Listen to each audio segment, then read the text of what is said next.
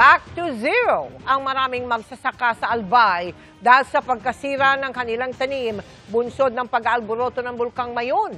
Nangangamba naman ang ilang may karamdaman dahil sa asupre. Ang latest doon, tinutukan live ni Bea Pinla. Bea? Mel, bumuga na naman ng abo ang Mayon Volcano ngayong araw. Sabi ng PHIVOLCS, posible pang maulit ito sa mga susunod na araw, kaya problemado ang mga bayan na apektado dito sa Albay.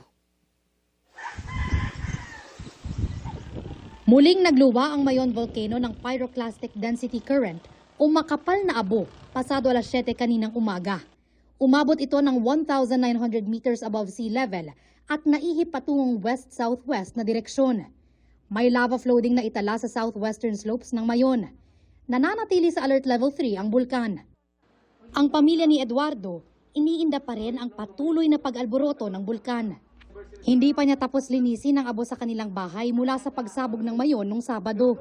Delikado rin ito para sa kanyang asawang may karamdaman at nakaasa sa tracheostomy tube sa leeg para makahinga.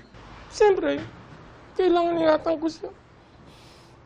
Talagaan, di ko naman siya pwedeng iwan na lang dito ang talagayan niya. Kahit pagod ka na, sige lang. Kaya natin ito, mama. Kaya natin ito. Magkakalampas tayo nito. Mahal ko talaga siya. Mahal na mahal. Dumidiskarte na lang daw sila para hindi malanghap ng asawa niya ang abo. Naglagay po kami ng mga filter. Binabasa lang po yung tela. Tapos may konting filter na po siya. Siyempre limited po ang budget namin. Yung abot lang na kaya. Delikadong malanghap ang volcanic ash ayon sa Department of Health. Ang ating ashfall kasi is mga fine particulate matter, no? Mga maliliit na alikabok. Ayaw natin makapasok yan sa ating baga. At ang paraan po para maiwasan dyan is gumamit tayo ng ating mga face mask. Ang Department of Social Welfare and Development, patuloy ang pamamahagi ng food packs at non-food items gaya ng face mask sa mga apektadong residente. Nangangamba rin para sa kanilang kabuhayan ang mga residenteng nakaasa sa agrikultura. Nagmistulang disyerto itong taniman sa Barangay Suwa, Kamalig, Albay matapos matabunan ng napakakapal na abo dahil sa pag-aalboroto ng Mayon Volcano. Nakapanghihinayang para sa mga magsasaka dahil marami raw sa mga pananim nilang gulay hindi na mapakikinabangan. Manghihina ka talaga. Parang gusto ko yung gano'n doon, ma'am, mag-iyak. Nang gano'n na yung nakita namin. Kasi wala talaga kami pagkukunan.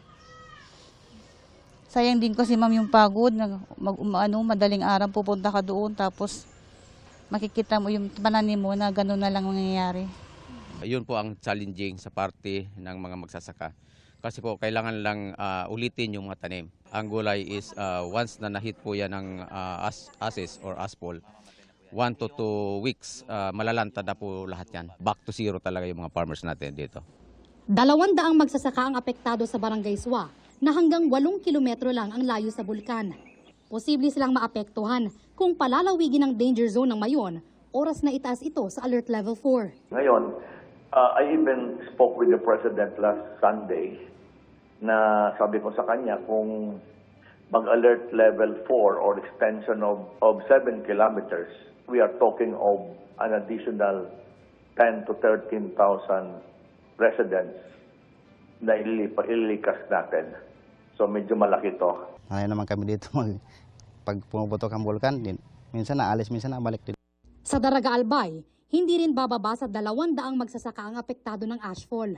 Nagpapatuloy din sa paglilinis ang ilang barangay sa Kamalig matapos silang maulanan ng abo. Ongoing po kami kasi talaga makapal. May mga natitira pa po sa mga punong kahoy nung 16 na barangay na tinamaan ng asphalt. May natitira pa po kaming 4 na barangay na talaga malaki po yung pinsalan ng asphalt.